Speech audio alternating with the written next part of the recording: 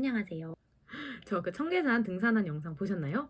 그 날이 제가 이제 한국사를 본 날이었어요. 그래가지고 한국사를 제가 어떻게 준비를 했는지, 또 한국사 준비하면서 팁이 어떤 게 있는지 그런 거를 이제 영상으로 공유를 해드린다고 했었는데 몇 가지를 적어가지고 여러분들한테 좀 팁을 알려드리고자 합니다.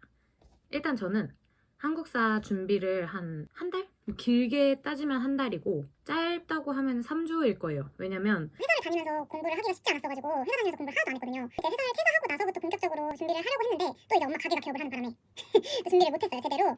그래가지고 저는 정말 본격적으로 준비한 거는 한국사 접수하는 날. 딱 그렇게 해서 한 3주 정도 준비를 했던 것 같아요. 사실 그 준비 기간에 진짜 많이 놀러 다녔어요.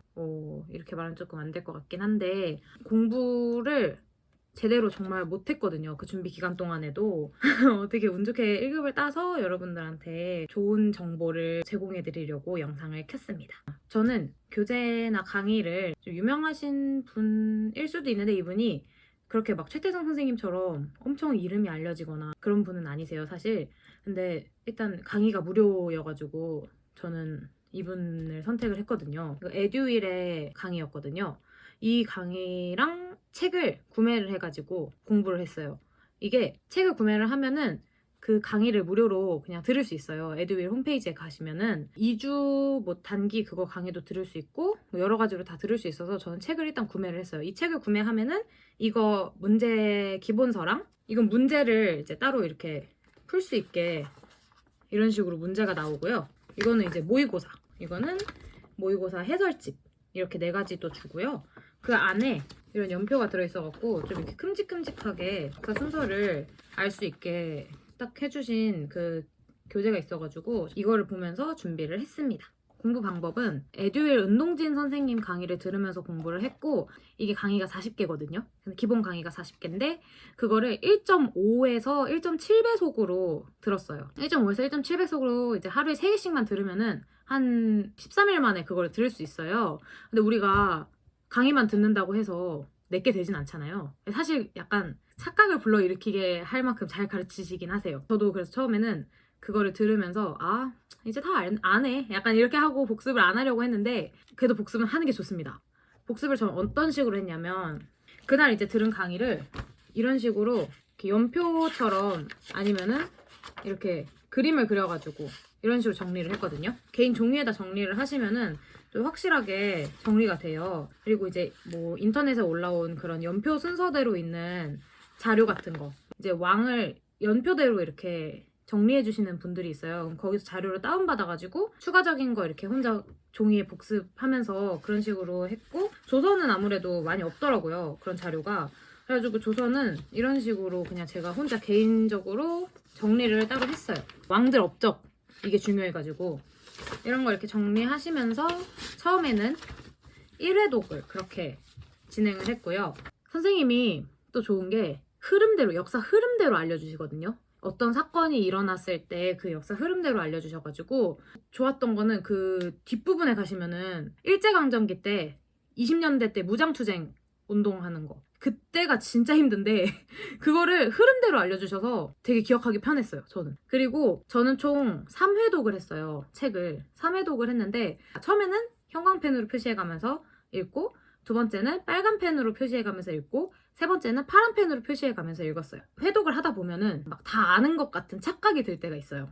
그럴 때는 국사편찬위원회 거기 홈페이지에 들어가셔서 기출문제집을 다운받아서 한번 풀어보세요. 절대 아닙니다. 내가 안다고 생각해도 아는 게 아니야. 그럴 때는 정말 딱 그 문제 하나 풀잖아요? 그러면은 진짜 기가 팍 죽어요. 그래갖고 진짜 막 60점 나오고 이랬어요, 처음에 풀었을 때. 그래서 와, 이거 큰일 났다. 나 이제 이거 1급 학교 못하겠다 이렇게 생각이 들었는데 거기서의 팁은 사료들을 정확하게 아는 게 중요해요. 사료들을 일단 많이 보고 그거에 익숙해지는 게 중요하더라고요. 그래서 기출을 최소 5회는 풀어야 돼요. 예를 들면 이번에 52회였잖아요. 그럼 52, 51, 50, 49, 48까지는 풀어야 되는 거야. 5개를 풀고 뭐가 틀렸는지 그런 거 이제 블로그 같은 데 가면은 또 이렇게 정리해 주시는 분들이 있단 말이에요. 거기 가서 또 한번 정리해보고 그런 식으로 사료를 좀 위주로 보고 사료가 어떤 것들이 나오는지 어떤 왕인지 그걸 옆에다 적을 수 있어야 돼요. 그리고 그 왕에 대한 업적이 뭐가 있었는지 그런 걸 아는 게 중요하고, 만약에 내가 이쪽 흐름을 모르겠다, 이쪽 파트 흐름을 모르겠다 하면은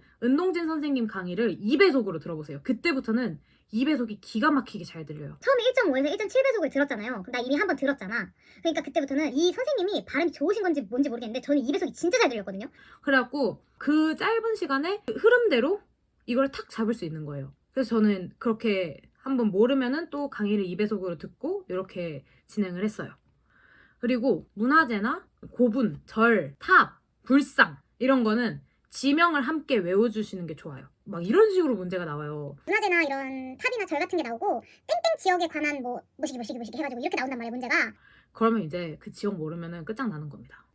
그리고 어떤 무덤에서 어떤 문화재가 나왔는지 이런 것도 파악하시는 게 좋고, 그 삼국시대 때 문화재별로 또 생김새, 사진 진짜 많이 보시는 걸 추천드립니다. 얘는 백제, 뭐 얘는 신라, 얘는 고구려 이런 식으로 분리를 해서 기억을 하시는 게 좋아요.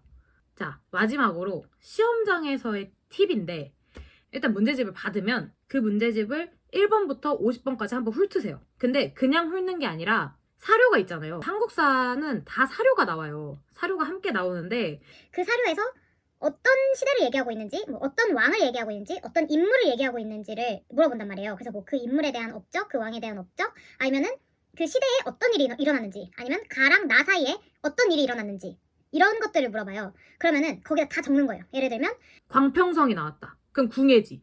그러면 후고구려 궁예. 이런 식으로 적어 놓는 거예요. 그거를 다 한 번씩 이제 적어놔요. 읽으면서. 문제는 풀지 말고. 근데 그 와중에 한 번에 딱 보면 문제가 나오는 게 있어요. 예를 들어서 뭐 백제 무슨 고분에서 나온 뭐 향로가 있대. 그림 같은 거 그려져 있거든요. 나 이거 딱 알 것 같아. 그러면은 그거 바로 체크하고 넘어가시고. 그런 바로 알 것 같은 문제들이 몇 문제 정도 있어요. 그런 거는 이제 탁탁 체크하면서 넘어가면은 1회독을 하면서 흐름이 잡히거나 아니면은 내가 이 난이도가 파악이 된다. 이렇게 되실 거예요. 그러면 다시 또 1번으로 돌아와. 그때부터는 이제 문제를 하나씩 오답 소거를 하면서 푸는 거예요. 무조건 오답 소거를 하셔야 됩니다. 제가 이번에 사실 10문제가 별표였어요. 이번 시험 볼 때. 그 10문제를 찍었거든요. 근데 그게 약간 어떤 식으로 찍었냐면, 오답 소거를 하면서 마지막 최종적으로 2개가 있을 때 고민하면서 마지막에 시간 좀 많이 남았을 때 그때 이제 막 머리를 쥐어짰어요. 어디서 많이 본 거 같은 걸 찍자. 약간 이런 식으로 생각을 했었단 말이에요. 만약에 5개가 있는데 내가 3개가 확실하게 아니면은 이 2개 중에서 고민하면 되잖아요. 물론 2개 중에서 틀리면 더 빡치기는 하는데 그래도 이게 낫거든요. 그래갖고 오답 소거를 하면 그 중에서도 또 점점 눈에 이제 보일 거예요. 이게 아닌 것 같아라는 그런 느낌이 딱 오는 것들이 있어요. 그래서 그런 식으로 오답 소거를 하시면서 푸는 게 좋아요. 저는 10개를 찍었는데 8개가 맞았어요. 그래가지고 아주 운이 좋게 통과를 했는데, 아무튼 그런 식으로 찍는 것도 그런 식으로 하시면 되고, 왕들이 어느 세기 몇 세기에 어떻게 활동을 했는지 그런 거 굉장히 중요해요. 제가 어느 정도 알려드린 것 같은데 그런 식으로 해보면 좋을 것 같습니다. 제가 말씀드린 것처럼 그냥 기본 3회독 해보시고 강의는 무조건 빠르게 들으시는 걸 추천드려요. 그 선생님 발음이 굉장히 좋습니다. 1회독은 1.5에서 1.7배속으로 들으시고 복습을 개인 종이에다가 이렇게 따로 정리를 하시면 좋다. 그 다음에 이제 2배속으로, 모르면 2배속으로 또 들어봐라. 다 순서대로 정리를 하시는 게 좋아요. 무조건 순서대로, 흐름대로 정리를 하시는 게 좋고, 근자감이 생길 것 같다. 그러면은 기출문제 풀어보시는 거 강력 추천드립니다. 정말 기가 팍 죽으실 거예요. 그리고 이제 기출문제 풀고 정신이 좀 차렸다. 사료 분석, 문화재 분석 그런 거 무조건 하셔야 되고, 시험장에 갔을 때는 1번부터 50번까지 한번 훑으면서 어떤 시대인지 어떤 왕인지 그런 거 파악하기, 오답 소거 하면서 문제를 풀기, 그런 거 하시면은 좋을 것 같습니다. 저도 많이 미숙한 실력이었지만 그래도 한국사를 준비하면서 느꼈던 것들을 좀 전달드리고 싶었어요. 다음 한국사 시험 언제죠? 저는 이제 다른 자격증을 준비를 해보려고 합니다. 여러분들은 한국사 준비 다 열심히 하셔가지고 저처럼 한 번에 붙길 바라겠습니다.